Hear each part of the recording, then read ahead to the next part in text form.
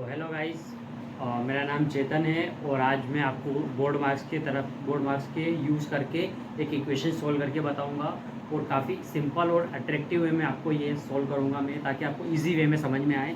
तो सबसे पहले लेंगे बोर्ड मार्क्स का पहले हम फुल फॉर्म समझेंगे कि बोर्ड मार्क्स का फुल फॉर्म क्या होता है।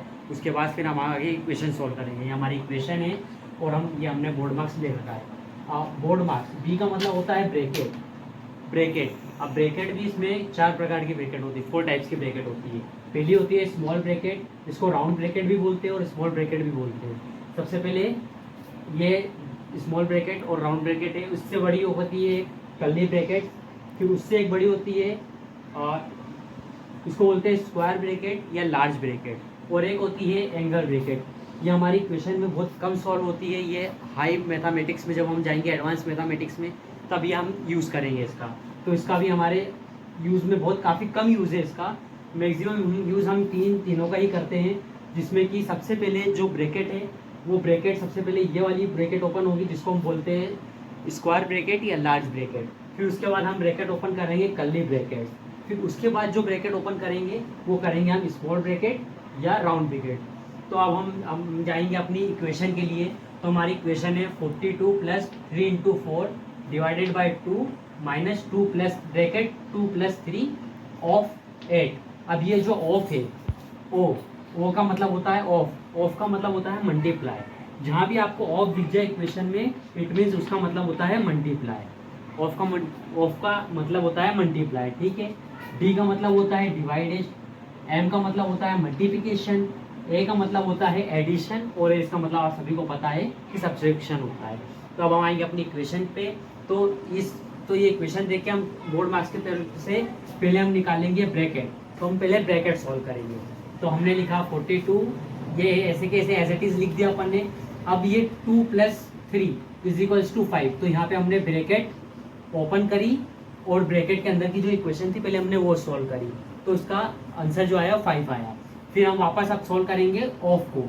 तो ऑफ का क्या बताया था, ऑफ का था मल्टीप्लाई बाय। जहाँ भी आपको ऑफ दिख जाए मतलब समझ लीजिए मल्टीप्लाई बाय। तो अब हम जाएंगे ये यहाँ पे नेक्स्ट इक्वेशन पे। तो एज इट इज लिखेंगे हम यहाँ तक 42 plus 3 into 4 divided by 2 minus अब 5। ऑफ हटाया तो क्या लगा हमने मल्टीप्लाई, और 8 का 8 एज इट इज लिख दिया। अब क्या करेंगे हम, अब हमको दिख रहा है कि सबसे पहले अब हमने ये दो चीज़ सॉल्व कर लिए, ये कर लिया, और ऑफ का हमने यूज़ पूरा कंप्लीट कर दिया। अब हमारे पास क्या यहाँ पे डिवाइड है। तो हम क्या करेंगे यहाँ पे सबसे पहले अब डिवाइड करेंगे। तो डिवाइड कैसे करेंगे, 42 प्लस 3, अब ये 4 डिवाइडेड बाई 2, 4 डिवाइडेड बाई 2। अब हम इसको डिवाइड करेंगे तो 2 के टेबल में 4 2 टाइम्स आता है, तो यहाँ पे हमने लिख दिया 2। फिर ये as it is equation as it is आ जाएगी। अब हम सॉल्व करेंगे। अब यहाँ पे हमको क्या दिख रहा है, उससे दिख रहा है बड़े मल्टीप्लाई। तो अब हम सॉल्व करेंगे मल्टीप्लाई। तो हमने मल्टीप्लाई लिया, अब हम इसको मल्टीप्लाई करेंगे। 42 एज इट इज लिखेंगे। अब 2 into 3 is equals to 6, okay.